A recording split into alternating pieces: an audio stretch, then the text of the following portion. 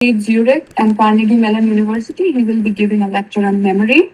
Our second speaker will be Colin McEnroe from NXP Semiconductors, and his topic of lecture will be compact modeling and statistical modeling of semiconductor devices. And our final lecture will be by James Liu from RPI on 3D and heterogeneous integration. Here is the agenda for today. We'll start with Onur's talk.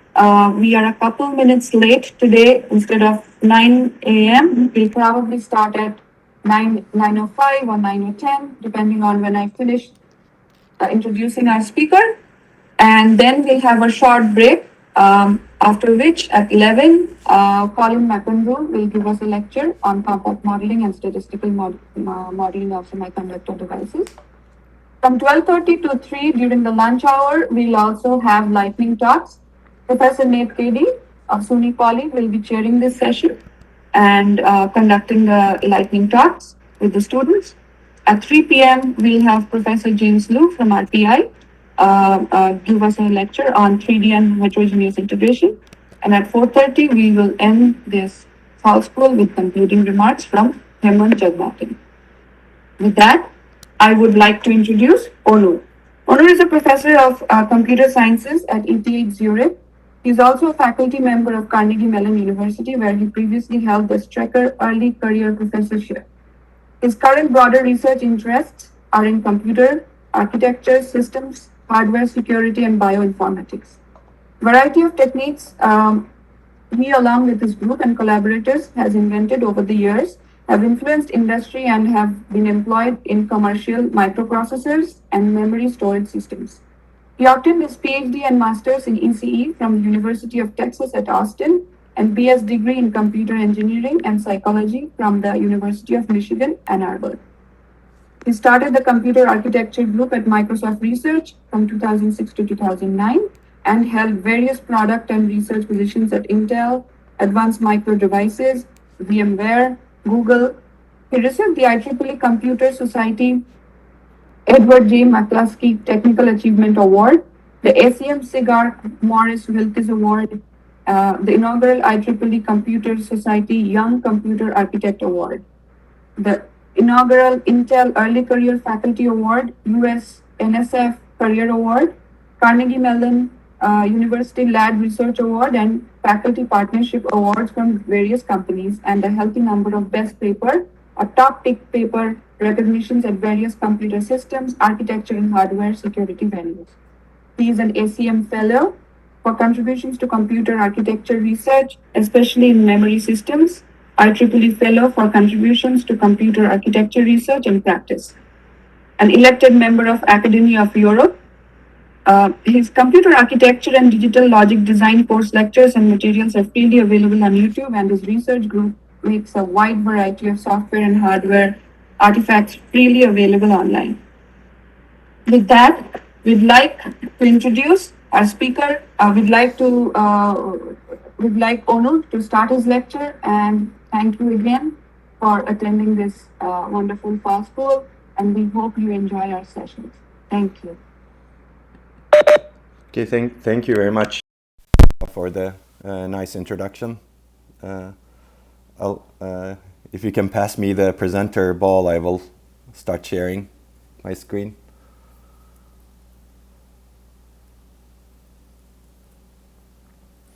And thanks everyone for coming to the lecture. Hopefully it'll be interesting.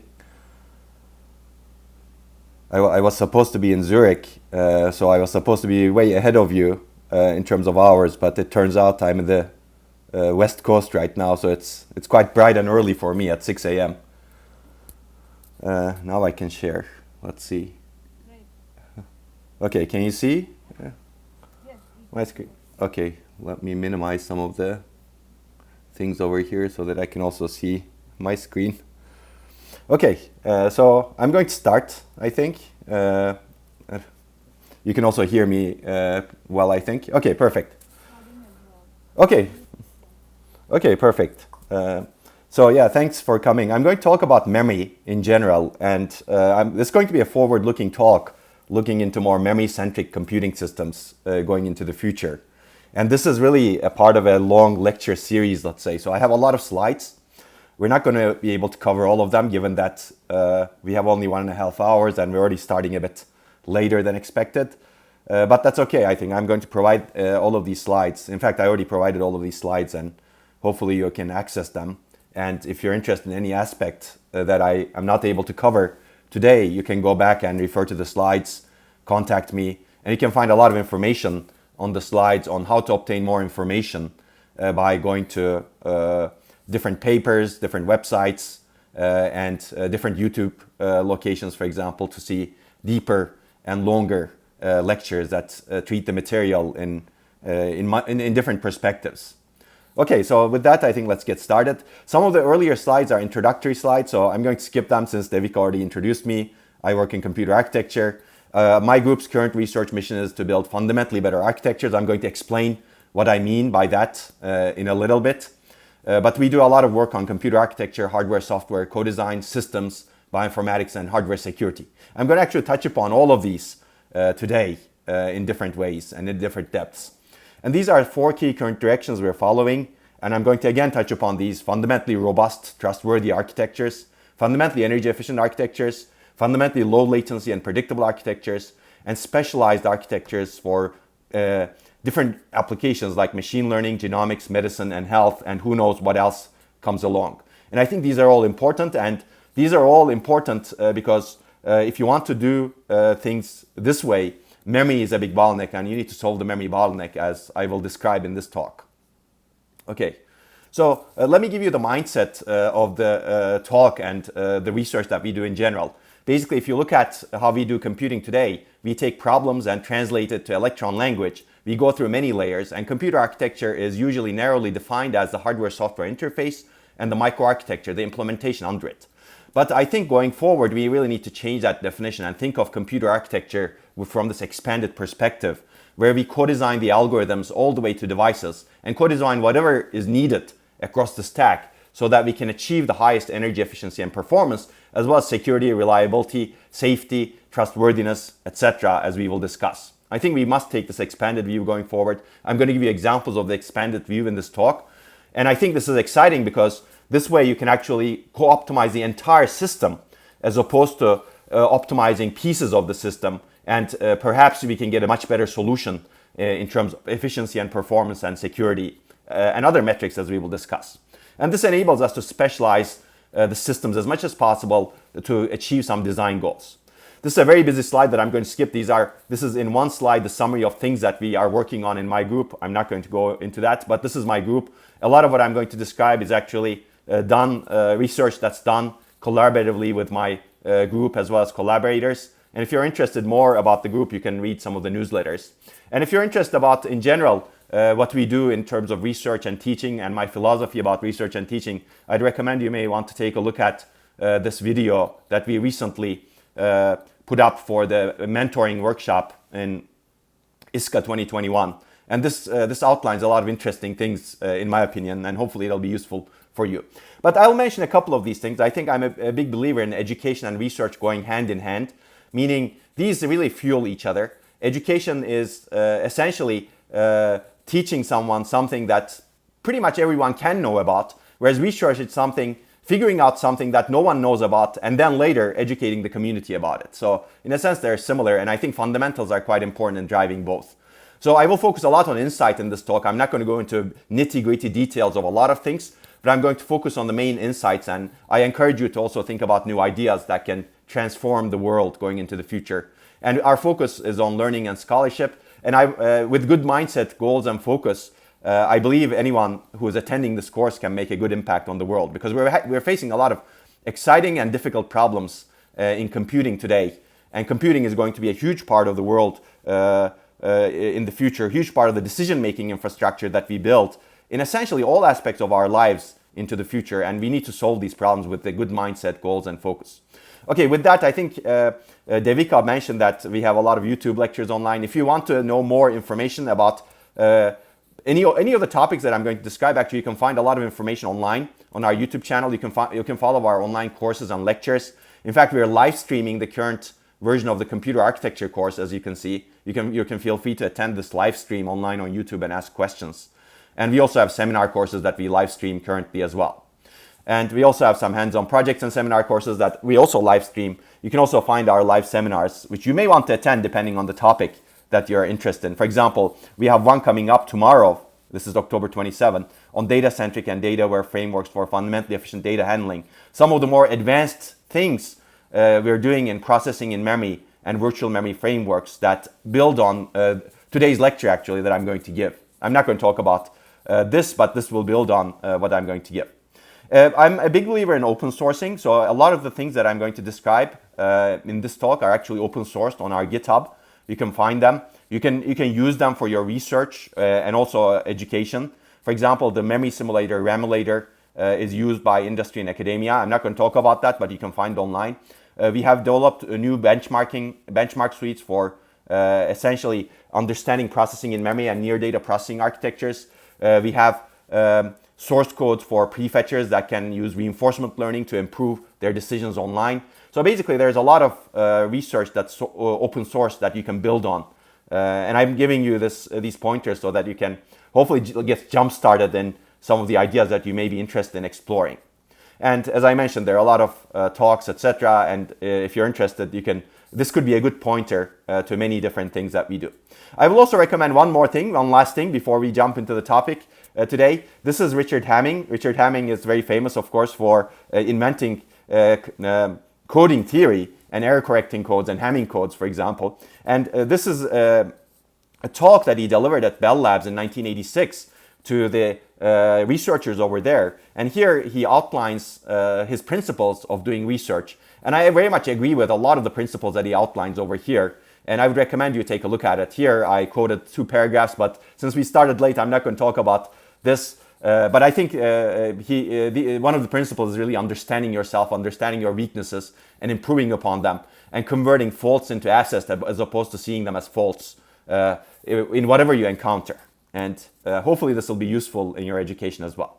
Okay, now with that backdrop, let's jump into the main topic of this course, which is memory-centric computing systems. And I think it's clear to everyone that computing today is bottlenecked by data. Data is a lot in the world today. Important workloads are all data intensive. They require rapid and efficient processing of large amounts of data. And we're doing much more sophisticated things on data. We're really doing better understanding through data analytics. And we want to do even more longer-term predictive data analytics based on the data that we see. And data is increasing on top of this. We can generate more data than we can process in many domains. Clearly, machine learning, AI revolution that's happening right now has been enabled in part by the huge amounts of data and our ability to analyze that huge amounts of data using high-performance engines like GPUs today. So there's certainly the data and there's certainly the computer architecture aspects that have enabled the machine learning revolution today. But this is true for many, many other workloads like genomics I will talk about. And also more traditional workloads like this that look like this: databases, graph processing, data centers, data analytics, etc. If you look at all these workloads, data is the main performance and energy bottleneck. If you look at the mobile end, you see the same thing. Basically, we're exercising a lot of these workloads or similar workloads today: video playback, video capture, browsing, and machine learning engines that we use often in our cell phones, for example, but also in my laptop, for example, when I'm streaming. And data is, again, the performance and energy bottleneck. We're wasting a lot of energy right now, and we may be dealing with performance issues, or we could be much better performance if we were not actually designing our systems in a way that is bottlenecked by data today. So I will go back to these workloads more. But looking into the future, genomics is another workload where data is really exploding. Basically, today we have genome sequencing machines that are extremely low cost, high throughput, reasonably low latency, and as a result, they can produce genomic data at unprecedented amounts. So you can see on this chart, basically the cost per megabyte of sequencing data, it's dropping significantly. It's dropping much faster than the cost of a transistor is dropping, dictated by Moore's law. So you can guess that we can create a lot of genomic data, but we're bottlenecked by the analyses that we do on the data. Basically, we have a computational bottleneck. The machine is not the bottleneck anymore. It used to be in the past, but now we have a huge computational bottleneck that is preventing us to reach scientific discoveries quickly, to reach new medical advancements quickly. For example, if we were able to analyze computationally the data that's produced extremely fast, within seconds, for example, if we could produce a device that could do that, we could give it to the doctors, and the doctors in critical conditions can use this device to decide what kind of drugs to administer to a person who is in a critical condition. Or as a private citizen, private person, I could use this device to figure out on my own what is needed for me going into the future to be more healthy. And I can do this relatively quickly. But this device is today bottlenecked very much by data because we're generating a lot of data, but we do not know how to process it efficiently. And let me just put you a picture of this device. This is one device, Oxford Nanopore. You can see that it fits in your hand. This device is very nice because it can sequence genomes nicely. You can buy it for a relatively cheap, let's say 2,000, 3,000 bucks. But unfortunately, this device doesn't have the capability to do processing itself. As a result, in order to be able to process the large amounts of data that this device produces, you have to send the data to a data center. If you're lucky, to a laptop or a small server that's closer to the device. So you have to move the data a lot. As a result, we waste a lot of energy, waste a lot of performance, and waste a lot of time in terms of when we can make the decisions. By the way, these devices were were the first sequencing devices that were sent to China in large amounts so that we could actually sequence the COVID RNA and understand its interactions with humans, etc. So these devices have become a lot more popular, let's say, with the COVID pandemic, but they have many, many other use cases clearly than just the COVID pandemic. Okay, so basically this is an example where we are very much bottlenecked by data. And if you're interested in genome analysis and what it could mean for the future and how we could accelerate it using different techniques like CPUs, GPUs, FPGAs, and more importantly, algorithm hardware co-designs and processing in memory, which we will talk about, I would recommend you may want to take a look at this overview paper that we wrote at IEEE Micro. That's relatively recent, as you can see. And we also design algorithm architecture hardware co-designs for approximate string matching, which is at the core of genome sequence analysis. And this is exciting because it's at the core of text analysis also. So approximate string matching is quite general algorithm for many different domains. And I think I'm quite excited about designing algorithm hardware co-designs for this purpose. And again, I don't have time to go through this in detail. I'll talk about some other things related to memory today. But this is an example where memory is a bottleneck and we can design accelerators that could overcome this bottleneck using algorithm hardware co-design. And I think the future is quite bright. You can see that these devices already exist as well. Again, they don't have the capability to process data. As a result, we're causing a lot of churn and data movement so that we can do our genome analysis. But going forward, I think the future is process data where it makes sense, meaning whenever the data is collected, do some processing over there that would be useful so that we can minimize the data movement and we can minimize the need to move the data to a processor or to a data center going into the future. And you can again refer to these papers that we have written for the future. But of course, the future requires a lot more research than what we have done and what others have done in the field. So this is a very open area for research going into the future. Okay, so certainly there's a lot more to talk about genome analysis, but you can find more information online in our courses, in our lectures, on our YouTube site. I'd be happy to talk about that if there's interest separately also. But this was an example to show you that data is today overwhelming modern machines. And if you want to build future applications that are a lot more powerful, we need to solve our data handling problem in computing.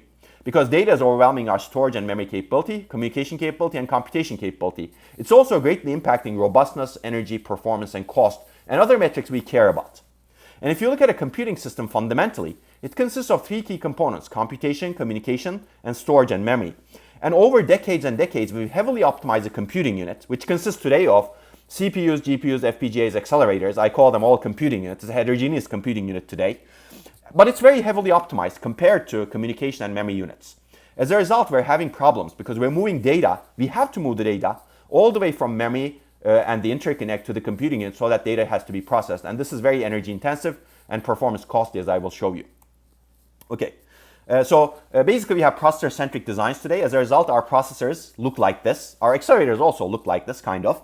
But basically, this is an old picture that I drew in 2008. The picture remains. If you look at the system, most of the system is dedicated to storing and moving data. Computational elements are the red ones, cores over here.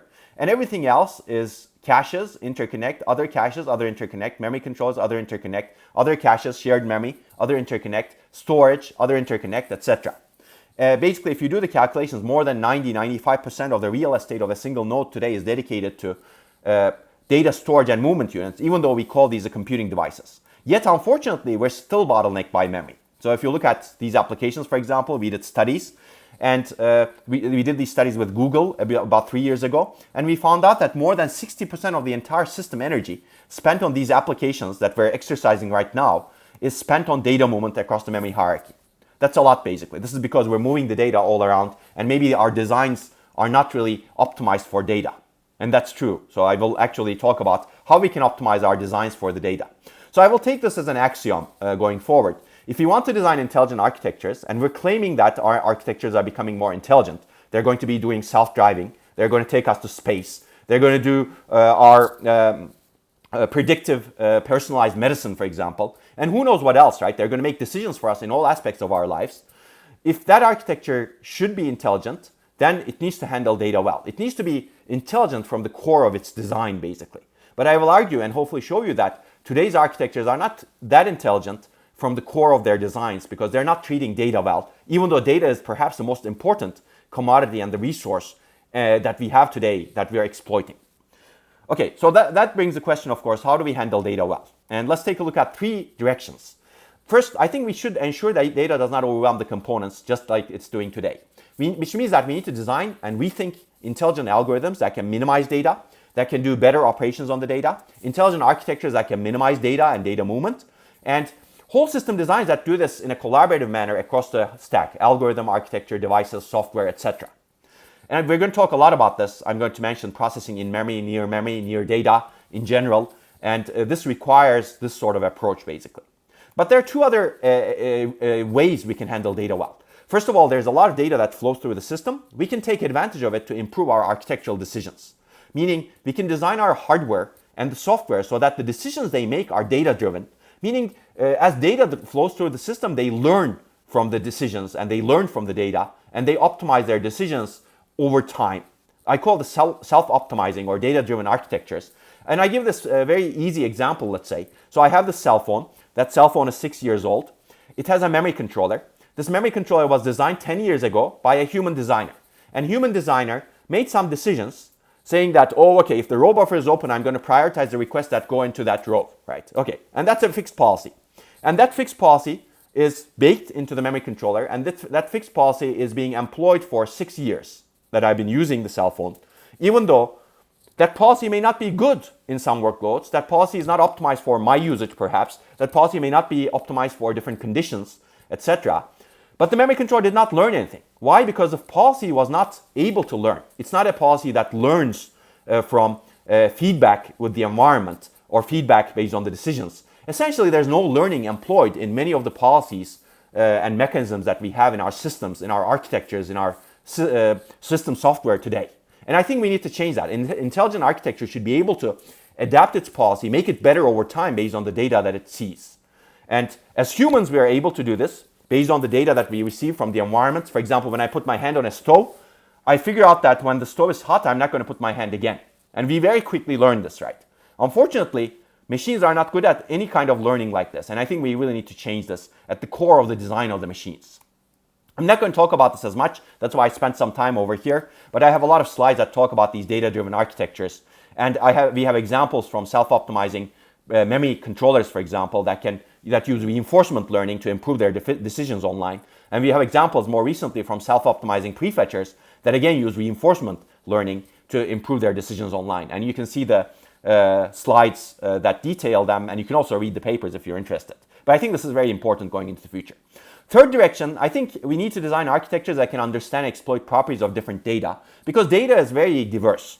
The data that we're dealing with has actually many different kinds of properties. Not all data is equal. Different data have different security properties, different privacy properties, different approximability properties, different error tolerance properties, different locality, even locality properties, performance properties, different performance criticality properties, and I could keep going, different compressibility properties, for example.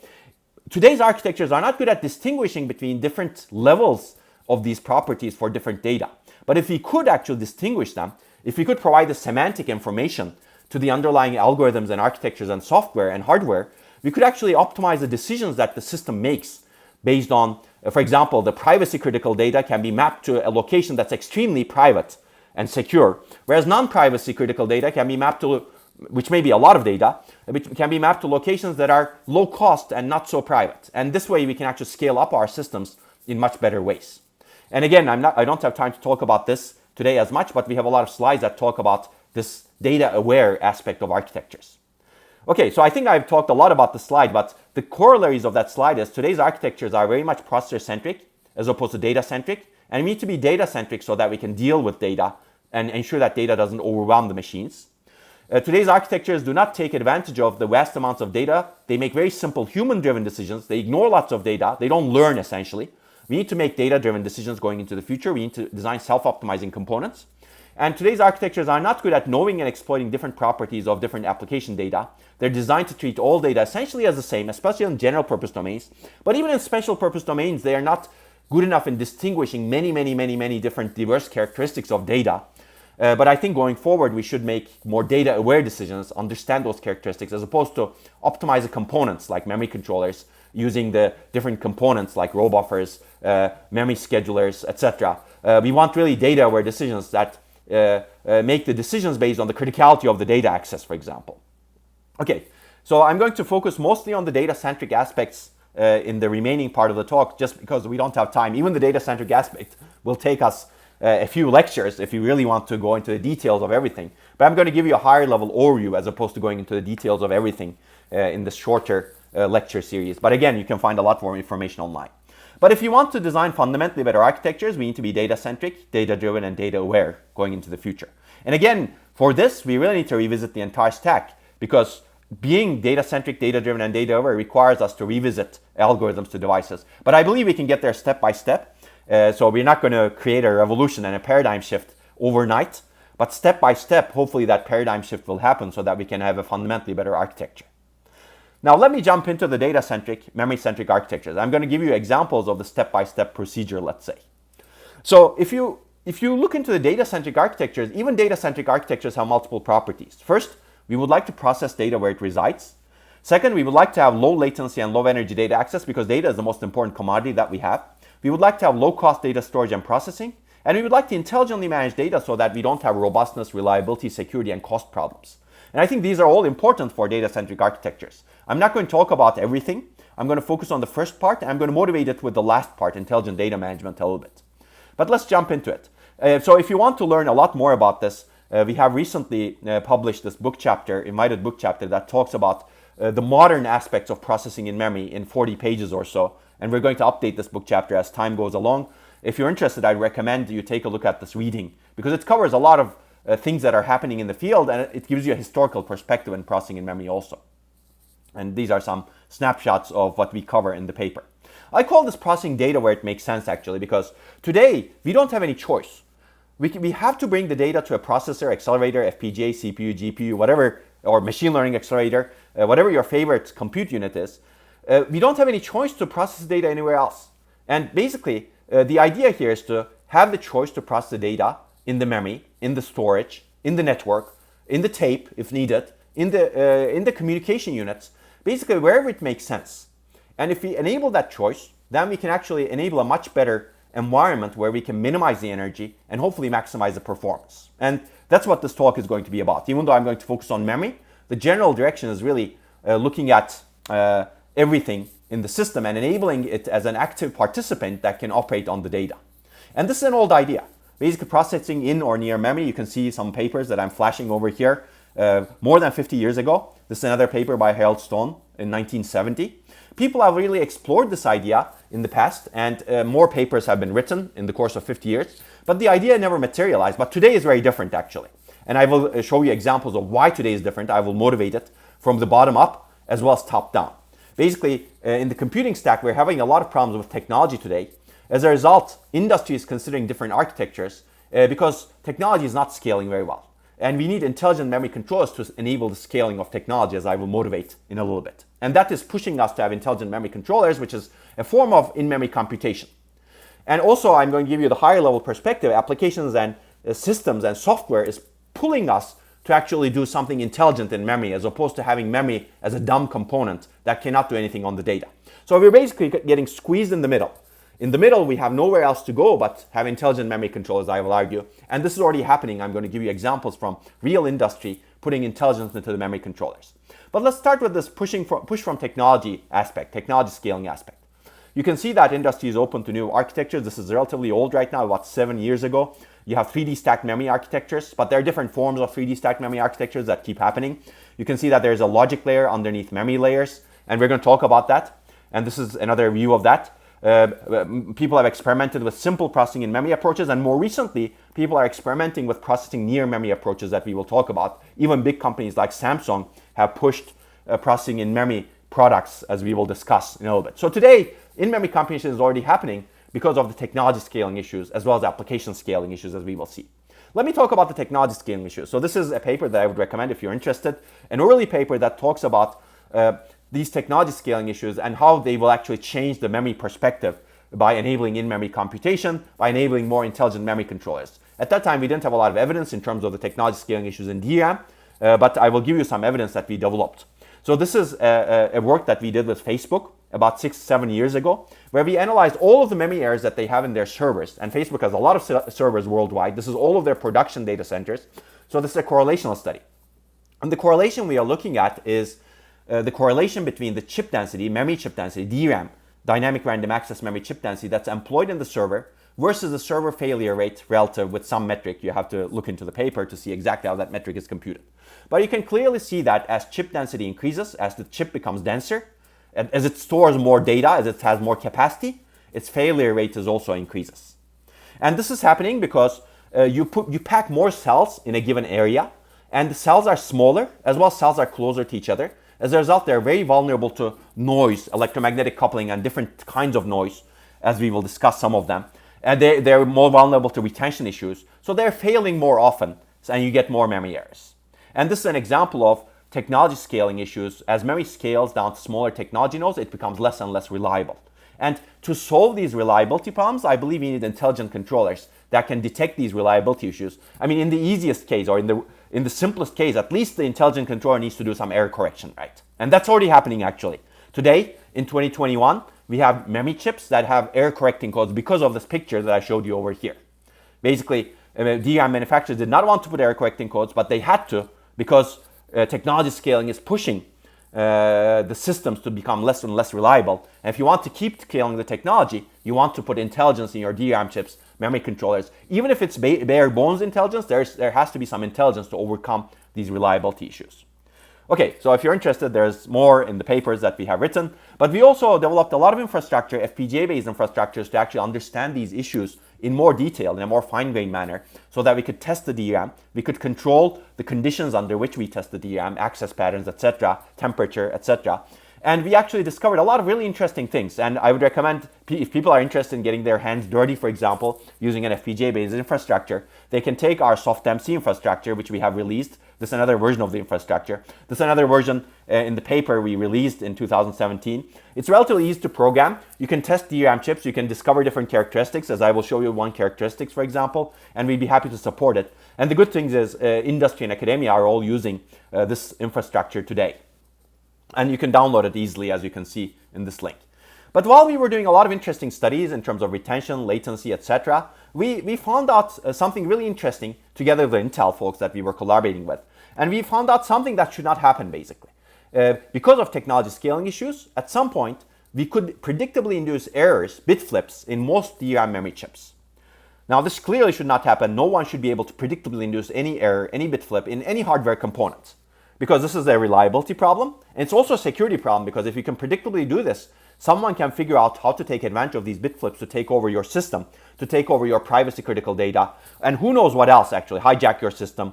And in the simplest and let's say in the simplest case, to destroy your reliability by launching corruption attacks. So this should not happen in any system, but we found out it's happening in DRAM, which is the main memory component of all systems that we have today. And this is very interesting because this is really the first example of how a simple hardware, device level, circuit level failure mechanism can create a widespread system security vulnerability. And this is known as RowHammer, as I said, and people are actually writing interesting, let's say, pop articles like this. Forget software. Now hackers are exploiting physics. And I like this because this gets to the heart of the RowHammer. It's really a physics problem, device problem. And let's take a look at what the problem is. And basically, if you look at a DRAM chip, it consists of rows of cells. This is a two-dimensional area of rows, as you can see. If you want to access some cells in a row, you need to activate that row. This is also called opening the row. Activating means basically you apply high voltage to the word line that contains the row. And then, okay, if you want to open some other row, you need to deactivate this row, meaning you apply low voltage. In DRAM terminology, this is called a precharge. And then you could do this repeatedly, basically, and you could do this through software control. And let's assume that you do this repeatedly. Activate precharge, high voltage, low voltage, high voltage, low voltage, high voltage, low voltage, high voltage, low voltage.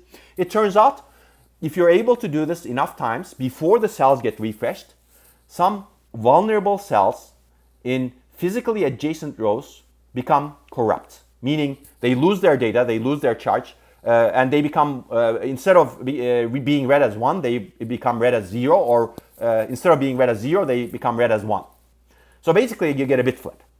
And clearly, this should not be happening because we're not even writing memory. We're not even writing to these rows. We're not even reading from these rows. I mean, clearly, we're not even changing anything in memory, so nothing should really change in memory. But we're breaking memory isolation here. So we call this a hammered row. We call these the victim rows. And we basically showed that you're able to do this in more than 80% of the DRAM modules we tested. And this is a scaling issue because modules that we tested that were manufactured before 2010 did not have this problem. All modules that were manufactured between 2012 and 2013 that we tested had this problem. So why is this happening? Why is this a scaling issue? Basically, cells are affecting each other because of electromagnetic coupling. So whenever you activate one row, apply high voltage to that row, you're not isolated from the other rows that are physically adjacent to you. As a result, cells in other rows get affected due to this activation. And due to the electromagnetic coupling, they lose their charge a little bit. And if you do this activation and precharge many, many times, those cells keep losing their charge little by little because they're vulnerable to this RowHammer phenomenon. And if you're able to do this enough times before the cells can get refreshed, meaning their charge is replenished, they will lose their data. And this becomes worse as cells become smaller and cells becomes closer to each other, which means that as technology scales to smaller node sizes, RowHammer electromagnetic coupling effects will become worse. And they are becoming worse, as we have seen. And I'm going to show you even more data that show that they're becoming worse. So this is fascinating, I think, because this problem is going to get worse into the future, not easier. So we really need to develop solutions that are scalable going into the future if you want to keep scaling the DRAM technology into the future. Okay, basically, when we actually wrote the paper first, the first sentence was memory isolation is a key property of a reliable and secure computing system, and access to one memory address should not have unintended side effects on data stored in other addresses. And I think this is very fundamental. I strongly believe this. We should have memory isolation. And we said that because RowHammer breaks memory isolation, meaning you can corrupt cells that you're not supposed to corrupt, someone can take advantage of it and they can hijack your computer. They can basically do many bad security attacks to your system. Even though we did not show that attack, later work by Google Project Zero built essentially what we envisioned. And they basically showed that they can take over your system by exploiting these bit flips and circumventing virtual memory protection. I'm not going to talk about this in detail since this is a more general talk, but you can find a lot more information about these attacks online in my lectures as well. And this is fascinating. I think later a lot of people developed a lot of attacks that show you can exploit these bit flips to gain unrestricted access to systems of website visitors by doing this through the JavaScript engine. These folks showed that you can gain control of an Android phone deterministically by if someone downloads this app will screen your memory and figure out RowHammer vulnerable locations and launch an attack so that it can take over your system, for example. It's fascinating, I think. I'm skipping a lot of other attacks, but more recently, in top security venues, people have showed that otherwise very accurate neural networks can become essentially dumb and inaccurate completely because someone can launch RowHammer bit flips, and these neural networks that were making good decisions before may actually start making terrible decisions. And I think this is very serious because we're relying on neural networks on making decisions on, and we're going to rely even more on them on making decisions on all aspects of our lives, including safety critical aspects like self-driving cars, right? They're mainly based on neural networks to do pedestrian detection and also guidance of the road, etc. And also personalized medicine decisions that could be life critical for people. And who knows what else, right? If we have this sort of security vulnerabilities that destroy the accuracy of the network significantly, then we have a big problem. This is not just a security vulnerability, it's also a safety vulnerability. It's essentially a trustworthiness vulnerability. So basically, memory scaling issues are real and we need to solve them. So how do we solve them? Well, basically we need to design intelligent controllers. And if you're interested in the RowHammer phenomenon, we have recently written a retrospective paper that covers a lot of the issues that I didn't get a chance to talk about. This paper covers across the stack basically, software issues, security issues, hardware issues, device level modeling issues that we need to do going into the forward to understand the problem and fix the problem, help fix the problem. So if you're interested, there's a lot of research that can be done in this area that is fascinating, I think. But to solve the problem, we really need intelligent controls that try to recognize these patterns that lead to RowHammer and that try to stop this. I'm not going to go into details exactly how this is built. Again, you can find a lot of details in our lectures and papers. But these intelligent controllers exist in paper right now. Going forward, we really need to make them a reality. Okay, as I said, there's some research that was done in 2020 and 2021 that basically showed that the problem is getting much worse. Because it's a technology scaling problem, we showed in this paper, ISCA 2020 paper, newer DRAM chips are actually much more vulnerable to RowHammer. Some cells actually fail after only 4,800 hammers. Today you can do millions, more than 1 million hammers within a refresh interval. So you can actually really easily induce these bit flips now. And existing mitigation mechanisms are not actually effective. So we actually need mitigation mechanisms that are much more scalable into the future. And interestingly, the industry, the DRAM manufacturers, when they saw the problem after reading our work, for example, they took a really not so great approach, I would say, to security. What they did was they said basically, okay, we have these DDR4 chips right now. We designed them to be RowHammer free. They have RowHammer free protection mechanisms, and we're quite sure that they're RowHammer free. They actually publicized this. And they basically said that, trust us, it's going to work. We're not vulnerable to RowHammer. And this is not good because they didn't tell exactly how they solved the problem. Usually, if you want to have a good security solution, you need to prove the security guarantees. They don't do any of that. Or you need to open source your solution so that someone attacks your solution and actually your solution becomes robust over time. But neither of them was done.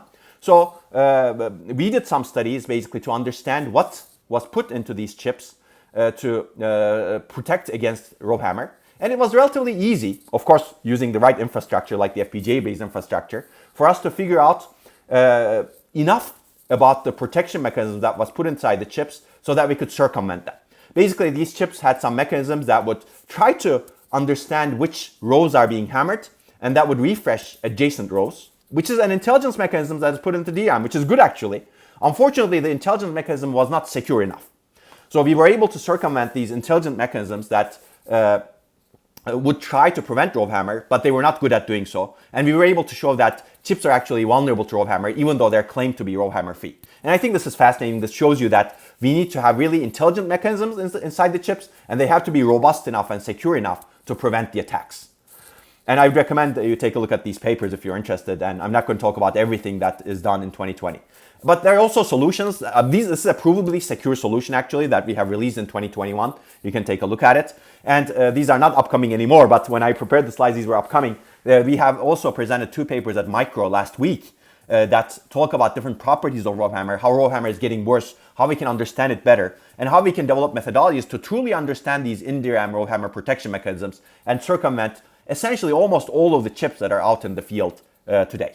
So basically, this problem is getting worse. It's not going to get better. Technology scaling is not going to get better. It's going to provide a lot more vulnerability issues to us in the future. We need to solve these vulnerability issues, essentially. It's an open problem. Security by obscurity is not a good solution.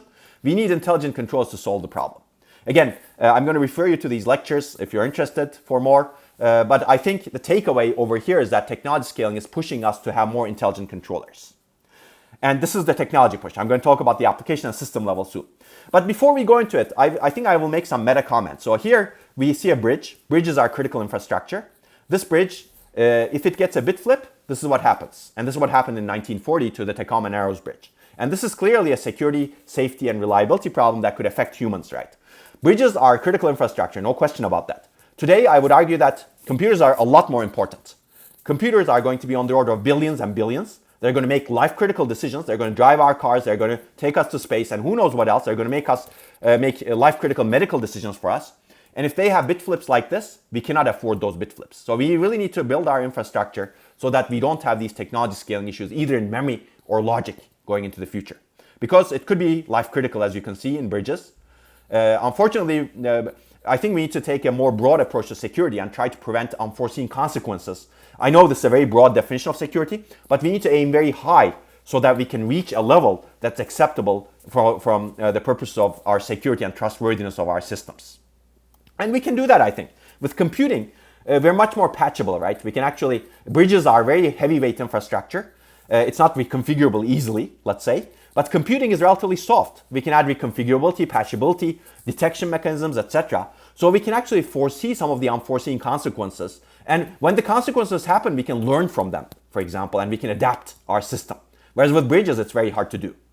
So I think going forward, we need to take that sort of approach. We need to take security, reliability, robustness, these device level reliability issues much more seriously so that we can actually trust our cars just like Mr. Bean trusts his self-driving car over here. That's of course a joke over here, but it's really the truth, right? When Mr. Bean was actually driving this car, some number of years ago, they did not think about self-driving cars, but robustness and trustworthiness issues are exactly the same.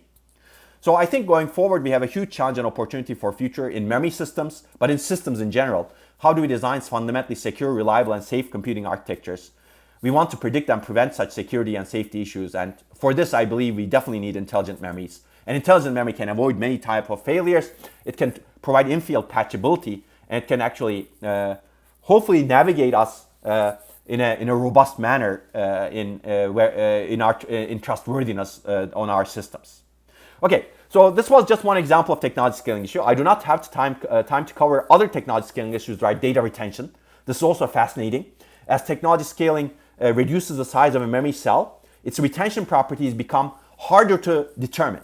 Basically, its retention time reduces, and also its retention properties become more vulnerable to noise. The retention time changes randomly due to quantum-like effects like variable retention time. It gets affected by data patterns even worse.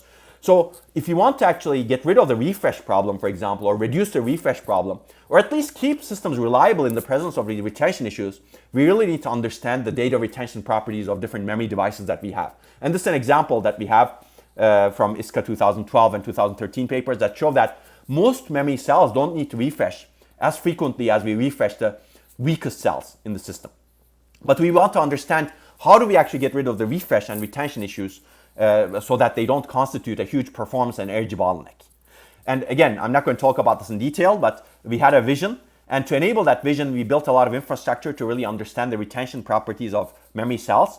And we still have been working on actually designing intelligent memory controllers that can characterize the DRAM chips, characterize the retention properties, figure out which chips, figure out the retention times of different DRAM cells, and figure out when those retention times changes during online profiling, for example, and due to data pattern dependence, and essentially use the right refresh rate for cells with different retention times. So of course, being able to do this requires an intelligent memory controller, because intelligent memory controller needs to understand the properties of the device very well, and also adapt to the properties that change over time. And you can see some of the latest papers that we have written on this topic that is related. And there's, again, a micro paper that was presented last week that talks about issues like this that I'm not going to talk about. And if you're really interested, I think this is a fascinating problem. This is a problem that exists in DRAM and as well as other memories like flash memory. Today we refresh flash memories when they get older, let's say, when their program erase cycling times are actually higher. We have a lot of work on flash memory also with similar infrastructures. We've tested them. But I think we need to solve this sort of technology scaling issues going forward with intelligent memory controllers and intelligent memory designs so that we can fix these problems as well. Again, I will finish this push from circuits and devices. This was another example of from retention times and refresh. You can also find other examples, and we need intelligent controllers. And that's exactly what's happening in flash memory. I mentioned flash memory. In flash memory, we have actually a lot of error mechanisms, but we also have the flash translation layer that can actually correct for a lot of these errors, transparently to the user most of the time. And as I said, industry is also worried about this. This is a paper that was written by Samsung and Intel a number of years ago. And Samsung and Intel normally don't talk to each other, but they were nice enough to write this paper for the workshop we organized. They basically said essentially the same thing. We're having a lot of difficulties in DRAM scaling. Why don't we have intelligent controllers so that we can actually overcome some of these scaling issues with intelligence in the controller? Another example. Today, we're having emerging memory technologies and different types of memory technologies, different types of DRAM as well. None of these memory technologies are good at everything, every metric that we want to optimize. They all have different greens, if you will. But they're also not bad at everything. So they all have different reds. So because no memory technology is good at everything, it makes sense to design hybrid heterogeneous memory systems that look like this, where you take one technology, couple it with some other technology. And this is already happening, for example, with Intel Optane. You can actually have DRAM as well as phase change memory, 3D X point, if you will. I think that's going to happen with different types of DRAM also. You may have high bandwidth memory DRAM as well as DDR5 DRAM. And there's more space, of course, for exploration. But the key idea is to design these heterogeneous memory technologies and design the hardware and the software and the algorithms to manage the data allocation and movement to achieve the greens of the technology as much as possible while avoiding the reds of the technology as much as possible.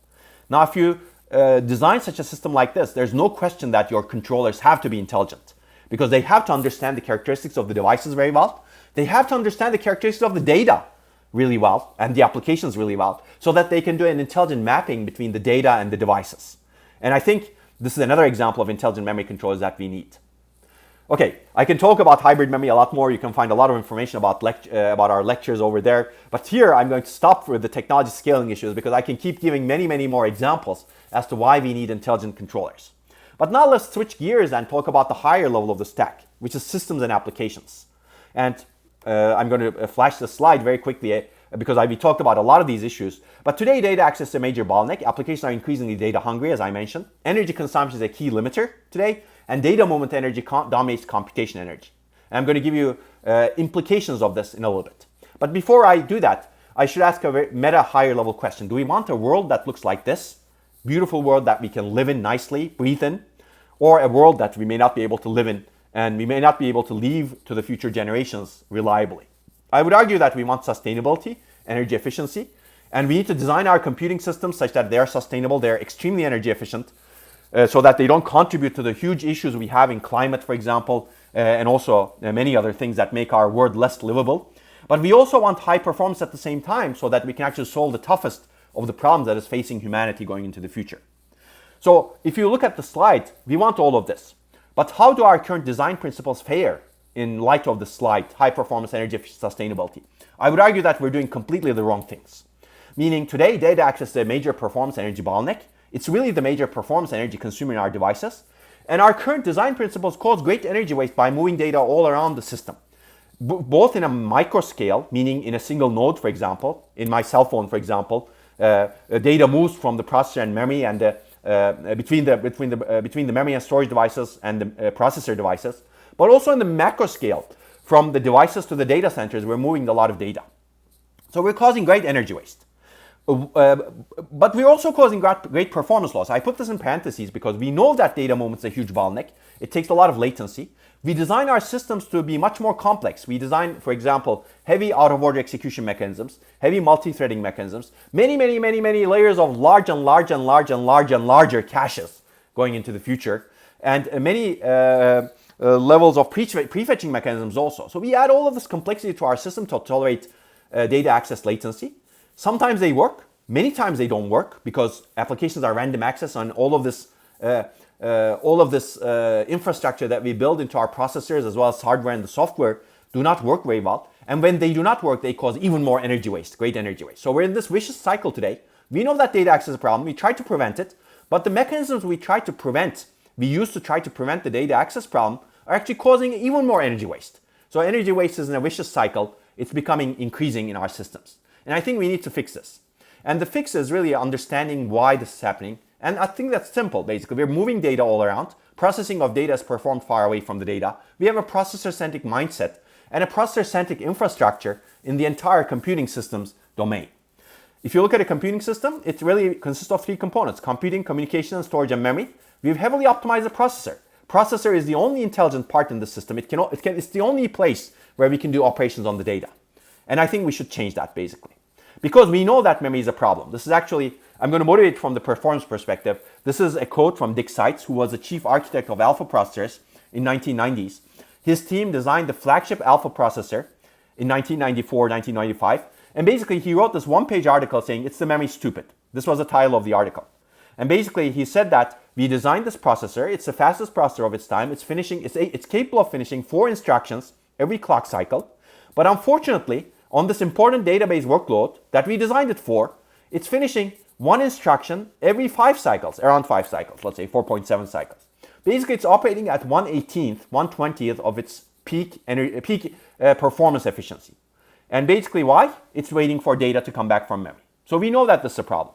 And he basically finished the article saying that, "I expect over the coming decade, memory subsystem design will be the only important design issue for microprocessors." And I agree with this. Okay, fast forward 10 years. This is data from my own PhD thesis where we worked together with Intel, and we wanted to understand how do the processors stall and not stall. And we basically found out the same thing. Most of the time, the processor is waiting for data to come back from memory. It's not doing useful work on these important applications that Intel used to design its processors with. Okay, fast forward. You can read the paper that we wrote also. This is my first paper actually in my PhD. And I would rewrite the paper at this point, but I think it's still quite readable if you're interested in taking a look. Okay, fast forward another 10 more years. Google shows essentially the same thing in 2015 in this beautiful paper where they analyze all of their data center workloads. They show that most of the time the processor is waiting for data. It's not doing useful work. It's doing useful work. It's finishing instructions only 10 to 20% of the time. And these are cutting edge processors. These are processors that are designed to be high performance. Yet, even then, they're not high performance enough. Most of the time, they're waiting for data to come back. And this is because we have a grossly imbalanced system. Processing is done only in one place. Everything else stores and moves data. As a result, data moves a lot. As a result, we have a low performance problem, energy and efficiency problem, and a complexity problem. And we also make the systems even more complex to tolerate the data access. But unfortunately, this compounds the energy and efficiency, low performance, and complexity. So we really need to change our mindset because that leads us to the picture that we have today. Our systems all look like this. Most of the system is dedicated to storing and moving data, yet we're still bottlenecked by memory access, even though most of the system is dedicated to moving and storing data, meaning memory. Okay, let me give you the energy perspective very quickly. This is one data point. You could argue with all of the numbers over here because these are all data points, but you cannot argue with the relative numbers, I would say. Basically, some arithmetic operation, floating point, not floating point, doesn't matter. At that time, it was floating point. 20 picojoules energy consumption. A memory access, 16 nanojoules. That's 800x difference in terms of energy consumption. And depending on your design point, technology node, etc., basically a memory access consumes between on the order of 2 to 3 orders of magnitude the energy of a complex or even simple addition, depending on what you're comparing. So that's a lot of magnitude difference. Meaning, this begs the question, of course, if you want to actually do some simple energy simple computation, does it really make sense to bring 2 operands from memory, do 2 memory accesses, do the very simple operation in the processor, and write the result back to memory with a very heavy energy consuming operation? I would argue that in most cases it doesn't make sense. And if you really want to do the calculations, actually, for this to really make sense, your caching hierarchy has to be extremely efficient, meaning you need to have very large amounts of locality. For every piece of data that you bring to your cache, you need to be able to reuse it hundreds of and thousands of times. And in many applications today, we're not seeing that levels of reuse. We're really seeing random accesses, and some applications are becoming even more random access going into the future, like graph processing, graph analytics applications. And I think we really need to enable the opportunity to these applications to be much more energy efficient going into the future by giving them the option so that they can do their operations on the memory side as opposed to having to bring the data to the processor side. And again, this is there are a lot of papers that talk about this 100 to 1000x number, and you can find more papers. And this is why we found out more than 60% of the entire system energy is spent on data movement, on important workloads, mobile workloads that everybody uses in their devices, or everybody uses a variant of those workloads, basically. Okay, I would argue that we do not want to move data. We want to have the option to not move data. For this, we need a paradigm shift to enable computation with minimal data movement, compute where it makes sense, where data resides. And this could be anywhere. Data resides in many, many places in the system. It could be computation inside the caches. That's easier. It could be computation inside the memory controller. That's still easier, but a bit harder than the caches. It could be computation inside the DRAM chip. It could be computation inside the DRAM module. It could be computation inside the storage device, SSDs, tape. It could be computation inside the router. Basically, we would like to be able to enable computation capability in places where data actually resides. And essentially, this makes computing architectures much more data-centric or memory-centric. Today, we have no option. We have to move to the processor. Okay, so I'm going to give you an example from processing inside memory. I think memory is very special because it's low latency and close to the processor. All of the other places that I mentioned are also important, and the principles, the general principles and general questions that I ask are going to be applicable to all of those places where we would like to push computation to. But memory is very special because there are already applications that are designed for fitting memory, like in-memory databases, in-memory graph processing engines, in-memory machine learning frameworks, in-memory media processing engines, etc., in-memory data analytics engines. And we would like to be able to talk to memory, ask the question, memory, can you execute this query for me? And the memory says yes, and here are the results. Of course, this is easier said than done. there are many questions over here. How do you design the compute-capable memory and the controllers? The processor chip and in-memory units. Software and hardware interfaces. Today, we do not have the interfaces that we need to enable this, but it's getting there. As we will discuss, there are some recent processing near memory designs that have enabled these software and hardware interfaces. So it's getting there, but it needs to be better and better over time. How do we design the system software compilers and languages to take advantage of this? How do we design the algorithms to take advantage of it? And even theoretical foundations of computing. Essentially, this is a cross-stack problem that, like I mentioned earlier. We need to design all the way from algorithms to devices and look at every single point in stack, and we need to figure out how to co-design it for data-centric computing. I will mention theoretical foundations over here. If some people have taken computer science theory courses, theory of computing, or algorithmic complexity courses, the way we quantify the algorithmic complexity of our algorithms today is by counting operations. Essentially, we count adds, multiplies, etc. We do not take into account the cost of data access. And I think this has to change. You can see that even the theoretical foundations of computing is so ingrained with the processor-centric paradigm. If we want to move to the data-centric paradigm, we really need to change even the theoretical foundations of computing so that data centricity or data becomes a first-class citizen, let's say, in the way we quantify the complexity of our algorithms. So that's why this data-centric or memory-centric paradigm cuts across everything we do in computing today.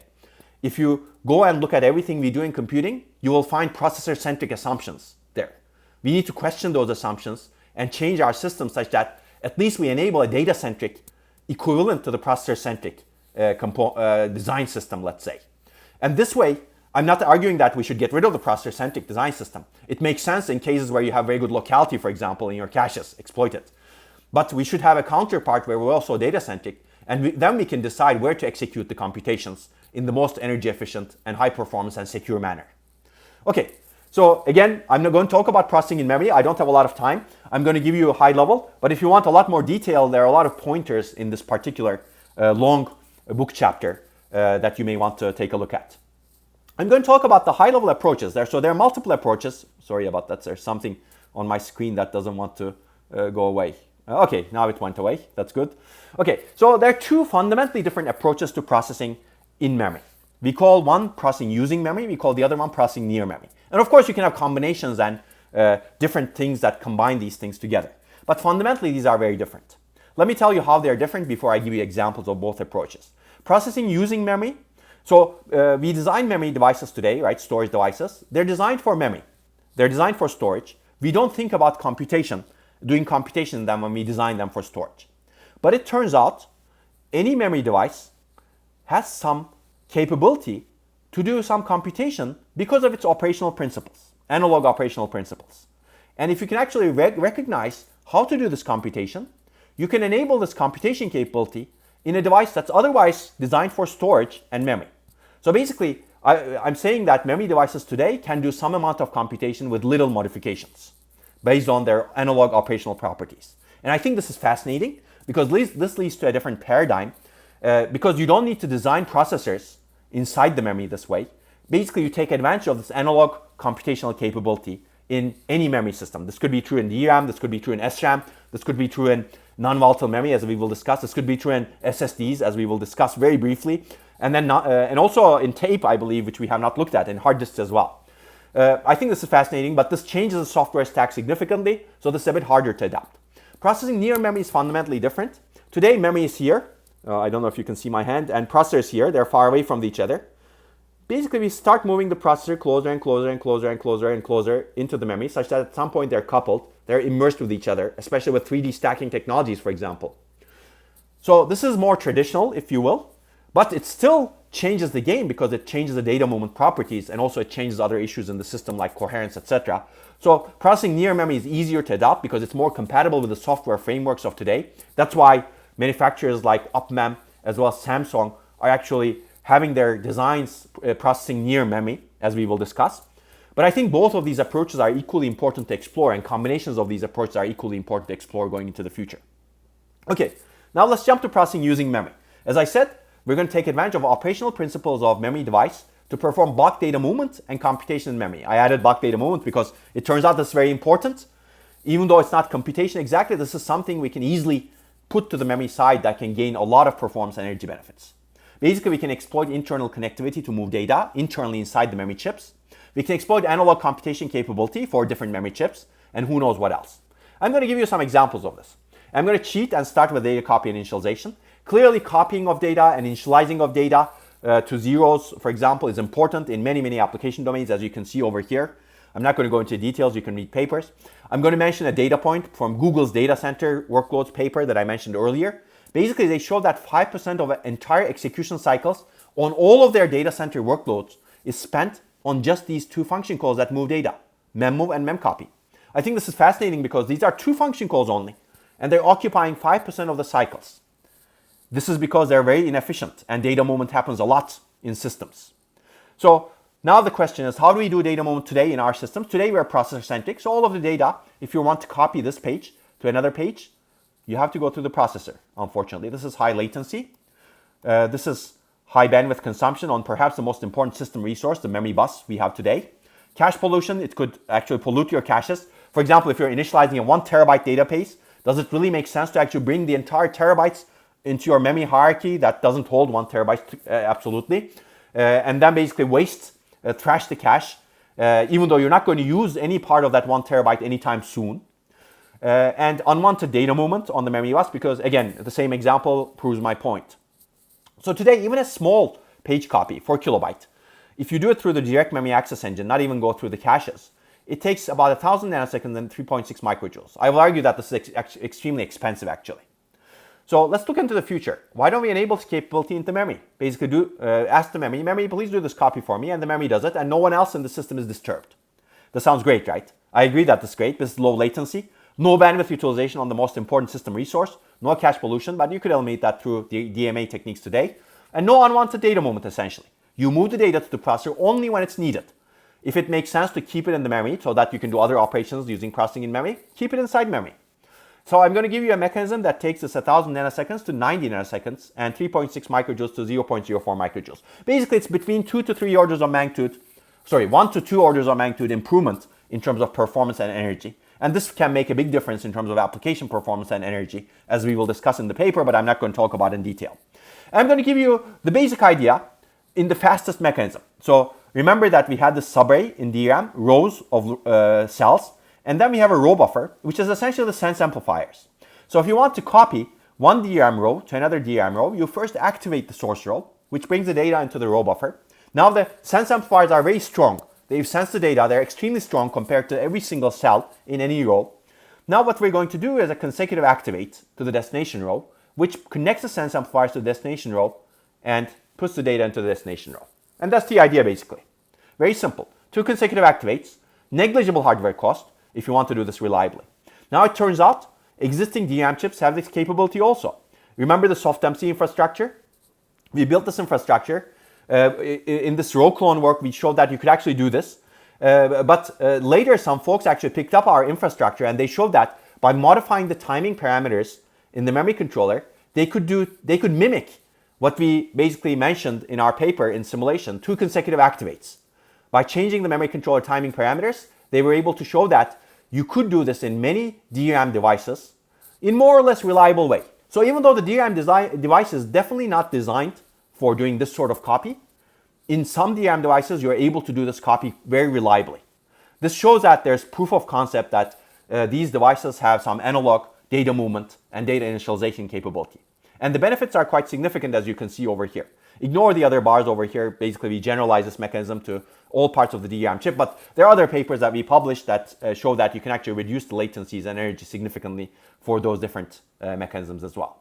Okay, so if you're interested, I find this fascinating. We call this row clone, and you can learn more about this and also other works going into the future after row clone in our lectures. So basically, there are a lot of papers that I'm not going to talk about, unfortunately, because we don't have time, but I will flash them if you're interested. These are some of the state-of-the-art fine-grained in DRAM copy, for example, network on memory for fast interbank copy. But the mindset in all of these works is that memory is good at doing some things internally, data movement.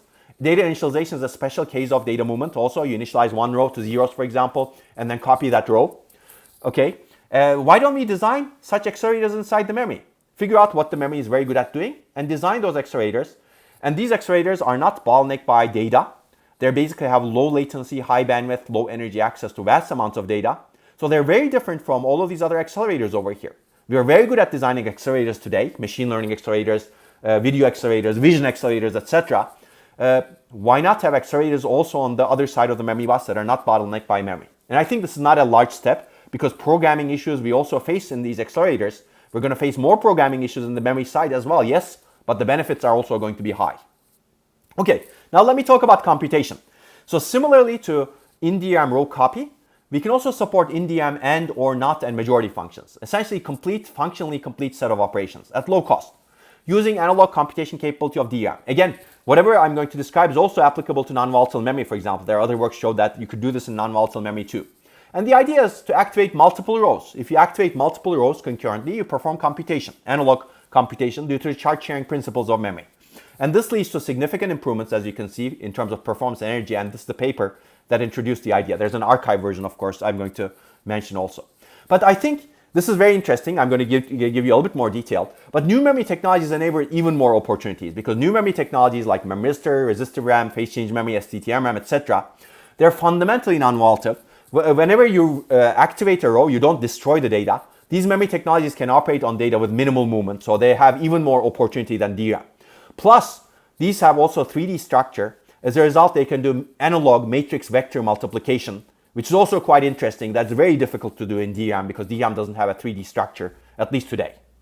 Okay, so I think this is fascinating and there's a lot more to do in this area, and I would encourage people who are interested to also look into this area. Basically, everything I talked about actually is a research topic right now that people are working on, and if you have new ideas, you can contribute to the field immediately. But let's talk about how do we do this in DRAM. I'm showing you three DRAM cells over here that are part of 3 DRAM rows, ABC. Imagine that rows are 8 kilobytes, and then imagine that we can do this operation on many subarrays concurrently, like 8 million or 80 million bits concurrently at the same time. And the idea, the primitive, is triple row activation. Basically, if we concurrently activate 3 rows at the same time, what happens? Chart sharing happens in DRAM, right? Based on the chart sharing, the bit line gets perturbed. And if at least 2 cells are charged, the bit line gets perturbed in the positive direction. If at least 2 cells are discharged, the bit line gets perturbed in the negative direction. And then you get the positive state, like full VDD, or 0, depending on whether at least 2 cells are charged or discharged. What is this? This is a function. This is a bitwise majority function, essentially. And now we can actually redesign our algorithms, convert it to bitwise majority functions, and take advantage of this in DRAM processing, which is very nice, I think. And certainly, you can express this bitwise majority by taking C out, and if C is 1, you get the OR of A and B. If C is 0, you get the AND of A and B. So certainly you can operate using bitwise AND and bitwise OR as well. And later we also added the function NOT I will describe. So I'm going to skip this basically, but you need actually some implementation issues. We do not have time, unfortunately, to go into a lot of implementation in this lecture, but you really need to be careful in terms of how you implement it. You cannot do triple row activation in every single DRAM row. You need to reserve some place where you can do the triple row activation because you don't want to increase the cost of DRAM significantly, because if you are able to do triple row activation in every single DRAM row arbitrarily, that requires 3 row decoders, and designing logic inside a DRAM process, 3 row decoders are logic, big row decoders, is actually not good for energy as well as performance as well as cost. So that's why we actually have designated rows, and we need row clone to actually move the data from the rows to the designated rows so that we can do the triple row activation very easily inside the designated rows. And of course you can have ISA extensions, as you can see over here. I said I'm not going to talk about this slide, but this is important, so I wanted to mention it. And whenever you're designing some new operation, it's really important to be cognizant of the performance and energy and cost impacts, because it may not be adopted if the cost is very high. Okay, I promised we will also do NOT. Very quickly, the complement of a row. Whenever you activate a row, one side of the sense amplifier has the data, and the other side of the sense amplifier has the complement of the data. So we already have the NOT function because sense amplifier is a cross-coupled inverter. So basically we connect this bit line bar to another row. That's the idea. This requires a dual contact cell, some circuit level optimizations. It's a bit more costly and intrusive to the DRAM cell array, but if you want NOT, I believe this is the easiest way to get it. There may be other ways, and I think the jury is still out as to which other way is good, and I would recommend people to look into it because I think this is also fascinating. Okay, so the takeaway is we can actually accelerate NOT and OR very significantly, and you can see that we can build higher level primitives like NAND, NOR, XOR, XNOR, etc. So where is this useful? This is useful for especially applications that can do bulk bitwise operations. And also applications can be expressed to do bulk bitwise operations once you know that you have this sort of execution paradigm in DRAM. But what we did in the work is that we looked at database queries, database indexing, web search that is optimized to do a lot of bit level operations. And we mapped these applications to our Mbit system, which can do these bulk bitwise operations in DRAM.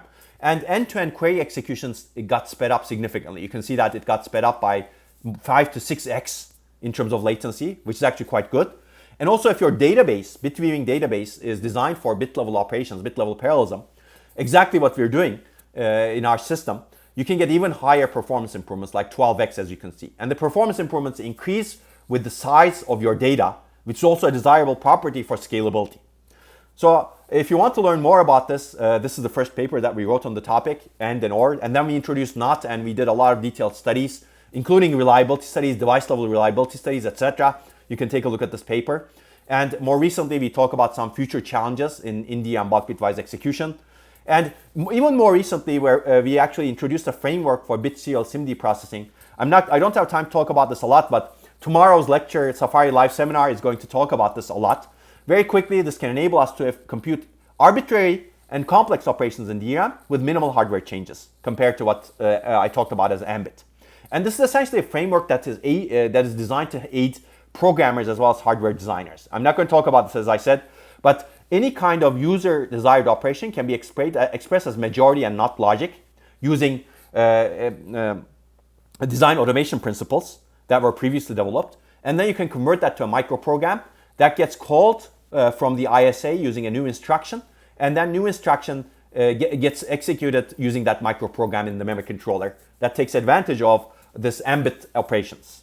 And the key results are very promising. You can see that we can gain significant 2 to 3 orders, like let's say 1 to 3 orders of magnitude improvements compared to CPU and high-end GPU in terms of both performance and energy efficiency. And I'd recommend you take a look at the paper if you're interested, because this can actually ease the adoption of processing using DRAM architectures. And I will invite you to the Safari Live Seminar tomorrow. Okay, we're almost at the end of the processing using memory part. Basically, we can do other things using the analog operational properties of memory. We can have physical unclonable functions for security. We can have true random number generation functions for, again, security. So if you want to build a security infrastructure, if you want to execute programs on the DRAM side or memory side, we should also build a security infrastructure. And this requires this sort of investment into random number generation, as well as physical unclonable functions and other security functions as well. But the good news is we can actually do it, and we can do it nicely.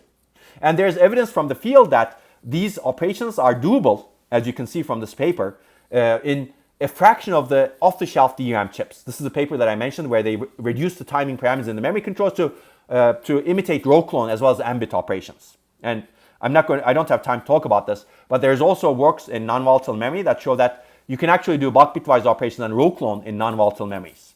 And again, you can see the results. I'm going to skip this because we do not have a lot of time, but I mentioned that you can do in-memory crossbar array operations in emerging memory technologies, memristor, resistor RAM, phase change memory. I'll give you the key idea. Basically, crossbar arrays can be used to perform dot product operations, because you can operate on multiple pieces of data using Kirchhoff's laws. Bit line current is essentially a sum of products of the word line voltage times the cell resistance inverse, cell's conductance, let's say. And computations in the analog domain inside the crossbar array, basically. And of course, you need peripheral circuitry for the digital to analog and analog to digital conversion. And this is a picture that basically points out what we're doing. And I think this is fascinating. For example, you have resistances encoded as weights, and you have voltage flowing through. And the current is essentially voltage times the inverse of the resistances summed up. And this is essentially a matrix vector product, right? It's a dot product operation, basically. And this is the matrix vector product that you can get by doing this operation in the analog domain. And then, of course, you need to be able to sense the analog signals. And again, there are other slides which you can use. Feel free to use them and feel free to go through them. And this is actually very good for convolution operations and machine learning, for example, filtering operations. And you can see that you can map your weights onto the two-dimensional substrate, and you can pass the filter on top of it. And there are, of course, more details to be able to do this nicely. If you want to do even more processing, you can actually add more processing over here. But there are works that show that you can gain significant performance and energy improvements if you do this sort of non-volatile memory-based crossbar matrix vector multiplication. And I think this is quite interesting, and there's more that will happen into the future in this domain. Even though today we're restricted to smaller arrays, and we have reliability issues. I think going forward, these issues will be solved, and non-volatile memory devices are going to be even more interesting into the future. Okay, now with that, I think let me also talk about processing near memory. As I said, processing near memory is already happening because it's an easier approach to adopt. But it also gives us a lot more opportunity to rethink our systems as well. And the opportunity is in 3D stacked logic and memory when we first started. So for example, you can have memory layers on top of logic layers stacked, and logic layer can have any kind of logic implement in it, and you can put processors, accelerators with configurable logic, etc. And that will have high bandwidth, low latency, low energy connections to the memory layers on top of it. And other three-dimensional technologies are under development. There's monolithic three-dimensional technologies. There's this next technology from Stanford, for example. I think all of these are fascinating, and they will put memory and logic closer and immersed with each other. And I think this is essentially an extreme form of processing near memory. And this is already happening. This is our Ramulator paper I mentioned earlier. This is our DRAM simulator. And when we first released our simulator, 3D stacked memories already existed. Today, actually, we're in a much better position because there are even more 3D stacked memories. And of course, there are many questions. How do we actually take advantage of processing near memory by changing the entire system and by accelerating some important applications, or by performing simple function offloading? So changing the entire system can be, of course, easy for some people, but harder for some others. So we wanted to actually have the freedom to change the entire system. Think of this like a primitive GPU, for example. GPUs 20 years ago were not designed for computation as much, general purpose computation. But there were some enthusiasts who basically took GPUs and said, oh, I'm going to accelerate my computation because it fits nicely over here. And they gained significant performance and energy efficiency gains. And over time, they changed the entire system basically as much as possible. They basically got rid of physical memory. They got rid of virtual memory. They got rid of coherence. They had to handle a lot of that in software. But they still got a lot of performance improvement. So I'm going to show you a system that essentially does the same thing, but for processing near memory. Over time, other people figured out how to use GPUs in a more general purpose manner. Today, there's an infrastructure around GPUs that made them a lot more programmable over the course of 20 years. I believe processing near memory will follow a similar course. Today, enthusiasts may actually change exactly the entire system to take advantage of it. But over time, there's a programming and more infrastructure will be developed to enable it. But of course, we need to explore simple function offloading mechanisms that are easier to do. And also, we need to explore minimal changes to system and programming so that we can enable adoption more easily going into the future. But let's talk about this changing the entire system part. If we actually start changing the entire system, we should really talk about applications. And at the time we started looking into this, graph processing was important. It's still extremely important, clearly. In genomics, for example, in machine learning, it's extremely important, as well as these applications that you see in your picture. Large-scale graph processing is actually challenging. Basically, if you throw cores at the problem, it doesn't accelerate much, and you lead to a lot of energy and efficiency problems. Why? Because it's exercising the memory bottleneck we talked about. It has frequent random memory accesses and little amount of computation to cover for it. So this is the system that we designed to take advantage of essentially 3D stacked memories. As I said, this is like a primitive GPU. It's a distributed system. It's connected to the host processor with a physically addressed interface. There's no virtual memory over here. It's non-cacheable, meaning there's no coherence with the processor. It's a distributed system of three-dimensional cubes. Each cube has some cores. Each cube in itself is a distributed system of cores. These are simple cores, in-order cores, as you can see. And they're able to do the processing on the data on top of them. Basically, if you want to process data on some other core, some other data that's managed by some other core, you need to send a message to that core. Basically, this is programmed using distributed system frameworks like message passing. And you don't move the data to the function. You really move the function to the data that's going to modify the data. And this reduces the traffic across the cores a lot. This enables a lot of other optimizations also. I'm not going to go into a lot of detail. Clearly, this is a big system design, but you need to partition your graph such that it's reasonably local so that you don't move the functions as much also.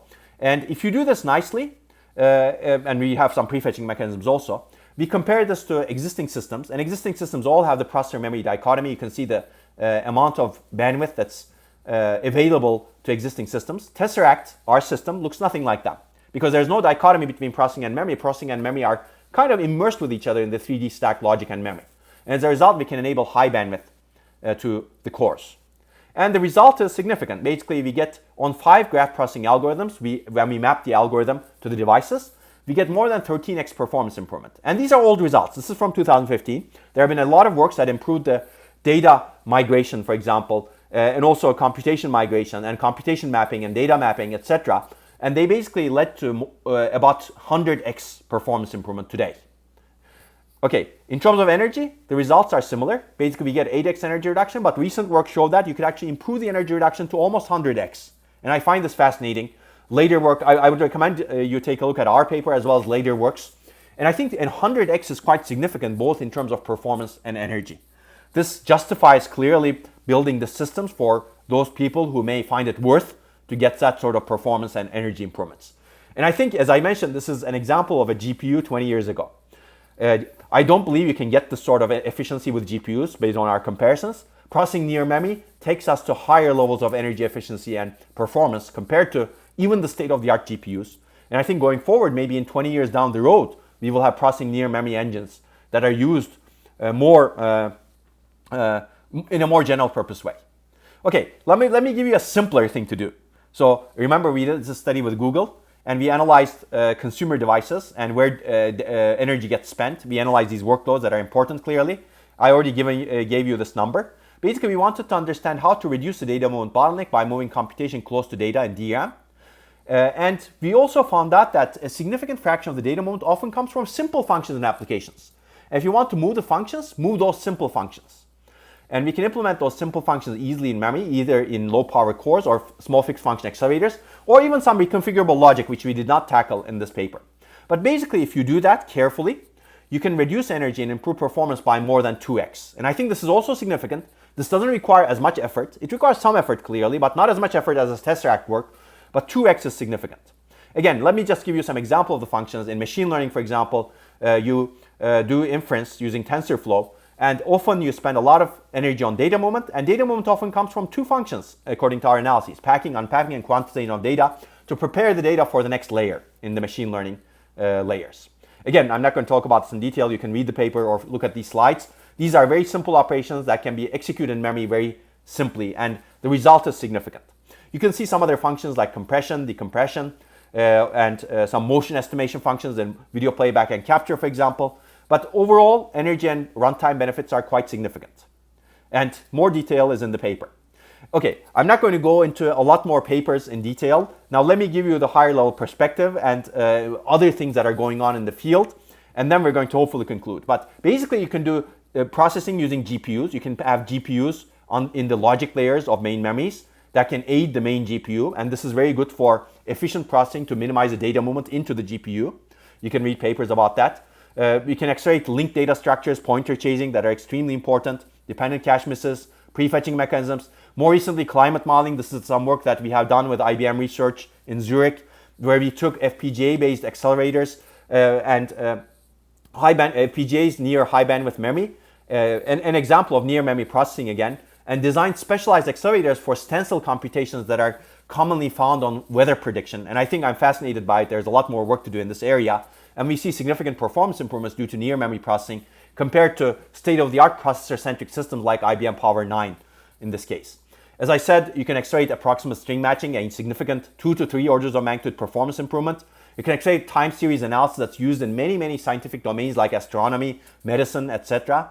You can accelerate neural network inference. This is some more recent work that we did with Google, where we analyzed their machine learning models, neural network models for edge devices. Very quickly, I'm not going to go through this entire slide, but basically we found that there's a lot of heterogeneity in the models.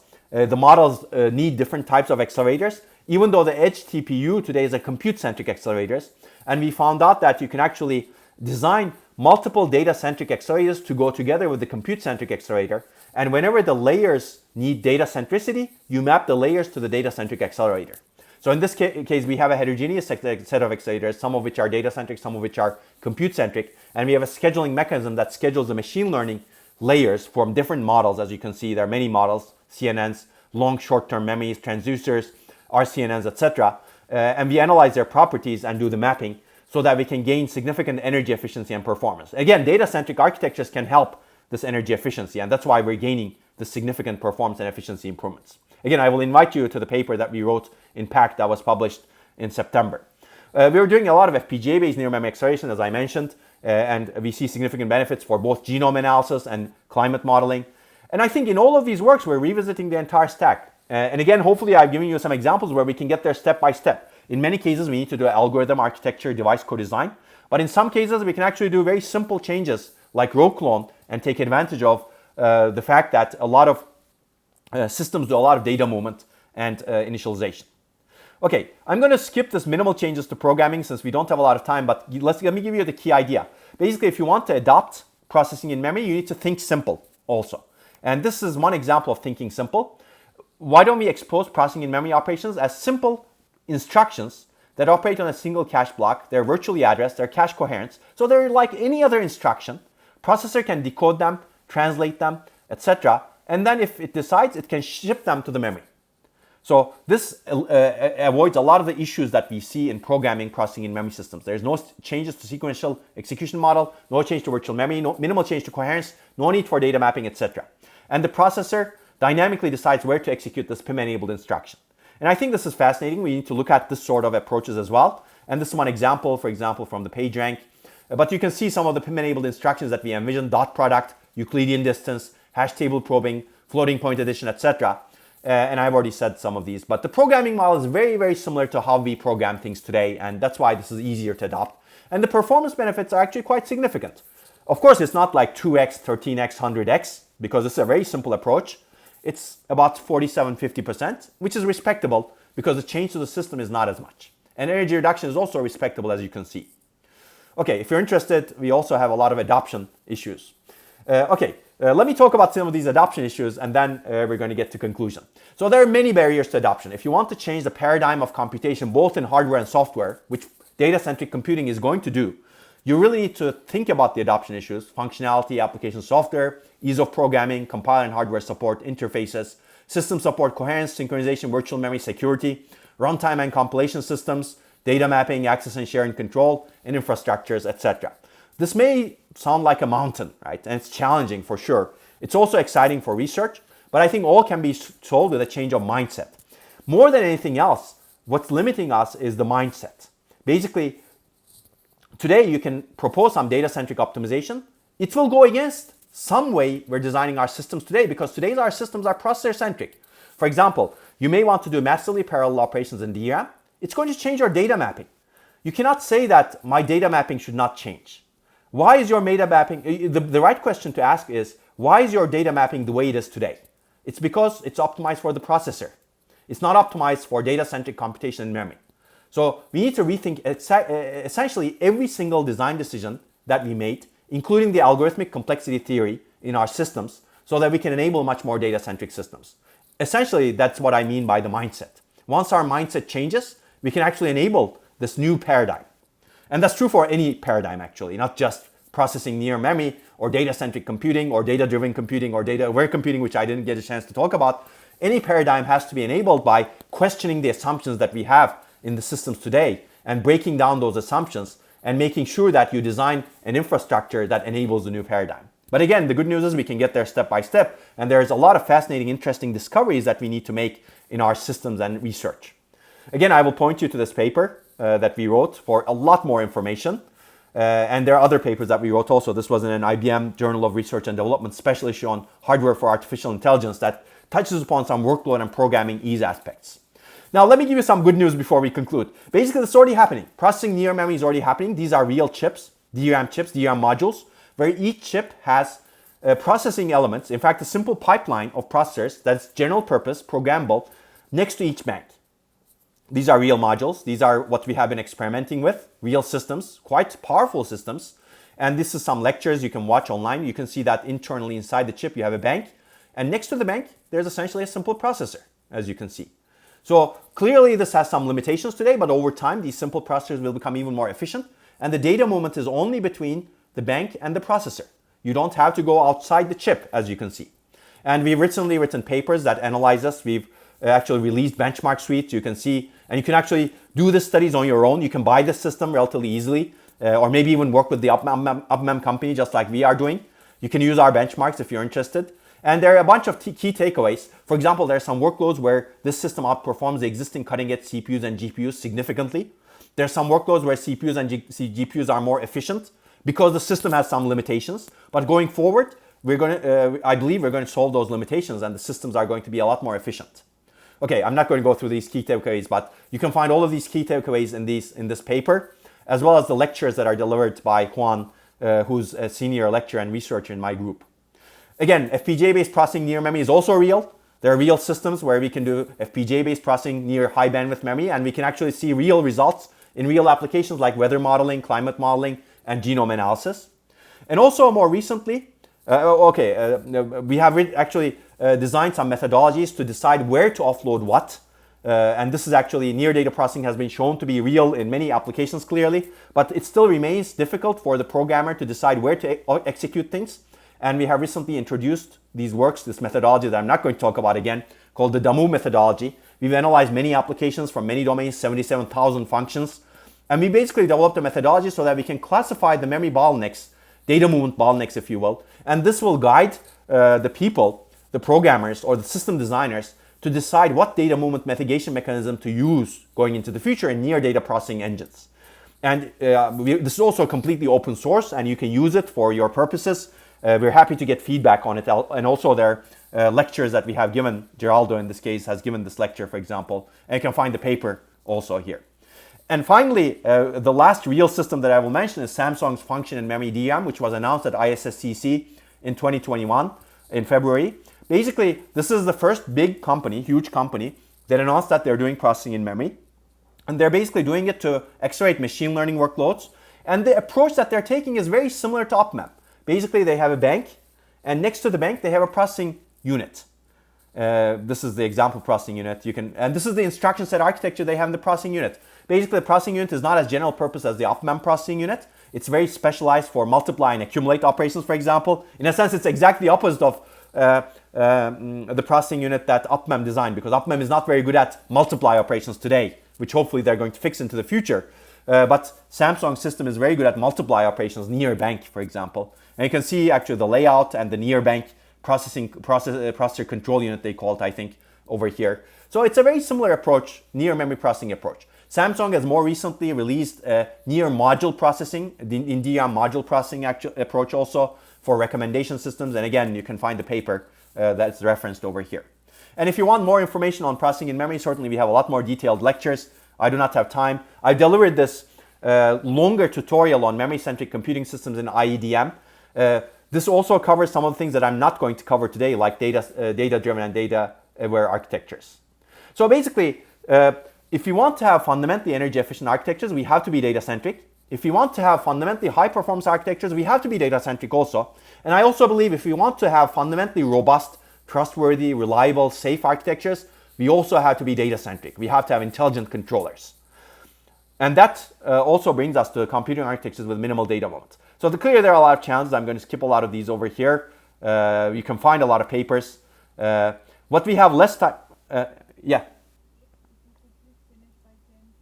Okay, sure. Yeah, I'm almost done actually. I'm going to mention what I'm not going to talk about. What we have no time for is data-driven, self-optimizing computing architectures that can learn from their decisions and adapt and evolve and become better over time. The IEDM tutorial mentions this in more detail, and data-aware expressive architectures where we can know more about the data properties. These are equally important in my opinion, but unfortunately we do not have time in this relatively short lecture. I will refer you to this longer tutorial that puts more emphasis on those topics.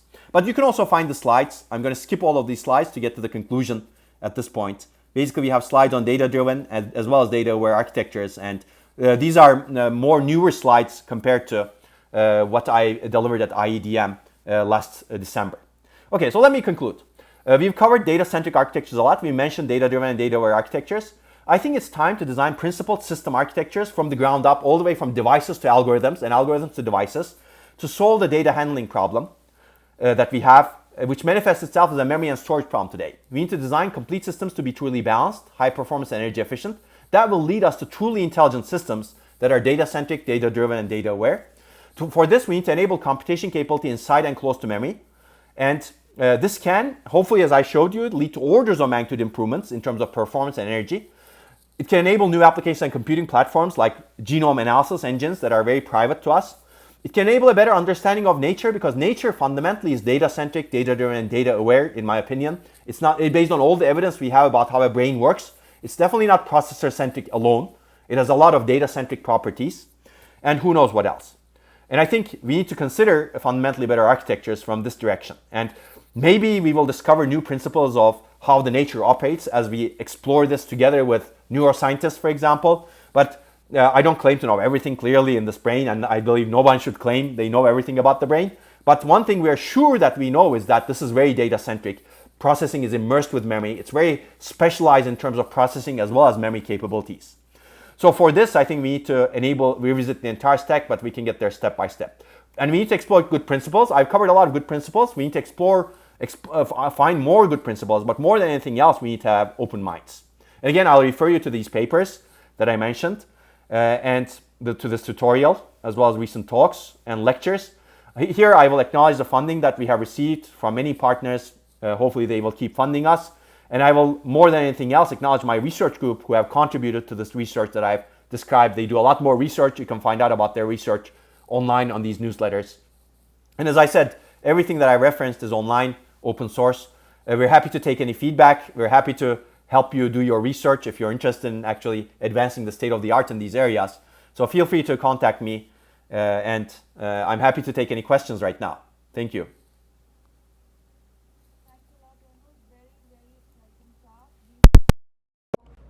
First question is from an attendee, Rubab Ume. I'm going to unmute you. Please ask your question, Rubab. Hi, thank you for the interesting talk. I'm Rubab. I'm a graduate student at SUNY Polytech, studying phase change memory. So my question was on, so you were talking about intelligent memory controller. So is this basically what you're saying, using memory as in computing and then memory near computing, or was that like something else that you were referring to in the beginning? So in the beginning, when we were talking about technology scaling issues, it was not using memory for computation or near memory computing. Certainly, using memory computation and near memory computing requires intelligent memory controllers. But even if we do not do near memory computation or in-memory computation or processing using memory, as I mentioned, you still have a need for intelligent memory controllers that understand the characteristics of the memory so that it can manage the different reliability properties and also security vulnerabilities potentially of memory and the energy and performance characteristics of memory in a much more intelligent way than that we do today for DRAM, for example, to cover up for the problems we're facing in technology scaling and the retention and reliability problems that we're facing in memory. So that's what I meant initially early on in the intelligent memory controller when I mentioned intelligent memory controllers. And I think that's true for all kinds of memory technologies. That's true for phase change memory that you're studying, for example, because phase change memory has a lot of upsides. It also has a lot of downsides, like endurance problems, for example, right? An intelligent memory controller would understand the endurance properties of the device and the cells. And it would also understand the endurance characteristics of applications and endurance requirements of applications, for example, and the systems. And would do the right amount of mapping and provisioning and also management of hybrid memories, for example, with this understanding. So that's an intelligent memory controller. That's not necessarily doing processing near memory or inside memory, but that's doing intelligent management of data and device characteristics. So I think that leads to my second question that I had. So you basically using non-volatile memory in computing. So there are some downsides, as you said, the endurance issues, and then also the drift and resistance state. So when you were talking about this bit flip, so if you're using these DRAM or VRAM or phase change memory or like other type of memory, how do we like kind of conclude on like which would work better in terms of this issue of bit flip? Because these memories, these states over time are changing. Basically, there's a drift problem, endurance problem. Yeah. How does this intelligent memory would take that into account? Yeah. Yeah, I think that's an excellent question, and I think the jury is still out. The research still needs to be done. But my feeling is, while you're doing computation in these, let's say, fundamentally not so reliable devices, you will need to once in a while verify what you're doing, in my opinion. Of course, this is one direction, right? So you need to merge the intelligence for computation as well as the intelligence for the device management. And whenever you're doing computation, you need to be careful that you're really not getting wrong results. So I believe that we need to have mechanisms for verification such that these bit flips do not happen while you're doing computation. For example, in DRAM, I can talk more about DRAM clearly. When you're doing in DRAM computation in the style of Ambit, doing triple over activation, you may cause more errors because of RowHammer, right? It's certainly possible. You may induce more noise in the system. So you will need to be cognizant. There needs to be some mechanism in the memory controller that is cognizant of these problems and that prevents these issues. For example, RowHammer needs to be solved such that no one doing computation inside memory can hammer memory easily. So there needs to be some prevention mechanisms for that. And also the noise issues need to be somehow solved using, for example, error correction codes that are specialized for this sort of in-memory computation, which is a great area for research, in my opinion. So I don't. Basically, I think your question is excellent. I don't think we have all the answers, but we have some directions, along the lines of what I mentioned. But I think the research and the development will, over time, find those answers, in my opinion. Okay, thank you. Thank you so much for the interesting talk. It's really interesting to hear that. Sure, thank you. You're welcome. Thank you, Onur. There is one more question from Minhaz. I'm unmuting Minhaz. Please ask your question quickly. Thank you. So this is Minhaz. I'm from Albany, New York. I'm a PhD student as well. First, I want to thank you for having all your slides and lectures online for anyone who wants to see them. And even the PowerPoint slides over there, I've been following your research for quite a few years. And thank you for having this open source view on this teaching and research. Thank you. One question I had is when you're trying to put the memory controller in memory, the memory chip, also the processing units all together, doesn't the chip size gets bigger? And when the chip size gets bigger, you have yield issue. What's your comment on it? Yeah, absolutely. For example, the UpMem chips that I mentioned, they're certainly bigger, right? I mean, I don't know the exact numbers, but maybe they're somewhere between 20% to 30% bigger than a DRAM chip, or the density is lower, depending on how you look at it, right? So I think, yes, and that's something that we will probably get better at over time by designing better fabrication technologies, because we have not been doing as much fabrication of logic and memory together. And 3D stacked devices provide a more, let's say, relief from that perspective, perhaps because you can go in the 3-dimensional layer as opposed to a 2-dimensional layer. But even there, as you add more logic layers, for example, your yield issues may increase because of because you're basically increasing the layers, right? Certainly. So I think what you said is certainly fundamental, and that has to be taken into account. My answer is we need more research to make sure the yields are becoming better, and fabrication technologies are also becoming better in terms of logic and memory. Will they become as good as just designing for logic and just designing for memory? Probably not in the short term, but I think the benefits we gain overall in the overall system may significantly outweigh some of those issues that we're having yield. So basically we can perhaps trade off some yield, very little hopefully, for much higher energy efficiency and much higher performance in our entire end-to-end systems. Thank you. So the question came from because we work very closely with the foundry we have. Mm-hmm. So we have a 300 millimeter fab. So the yield and all this stuff always like our talking issues. So another second question that I had. We are actually running out of time. If you can please email us the question and also have Onur in the email, I think we can follow up offline if that's okay. Okay. Yeah, feel free to send me email. Anybody actually, you can see my email address over here. I'm happy to try to answer. Awesome. Thank you. Sorry, we couldn't accommodate. We are running a bit short on time. But thank you for your questions. And Onur, thank you again for such an amazing talk. Plus, as our attendees mentioned, we really appreciate that you have this open source approach to education, which I think will really, really benefit a lot of students and early career professionals and the scientific community in general. So thank you again. Yeah, thank you. Thank you very much, Devika. And thank you very much for the kind words. I'm glad that you find the materials useful. No, absolutely. I attended your IEDM talk and I really enjoyed it. Okay, thank you very much. Thank you. And please make Colin the presenter now. Oh, okay. Let me try to figure out how to do that now. Let me stop sharing first. That gives me more options. Thank you.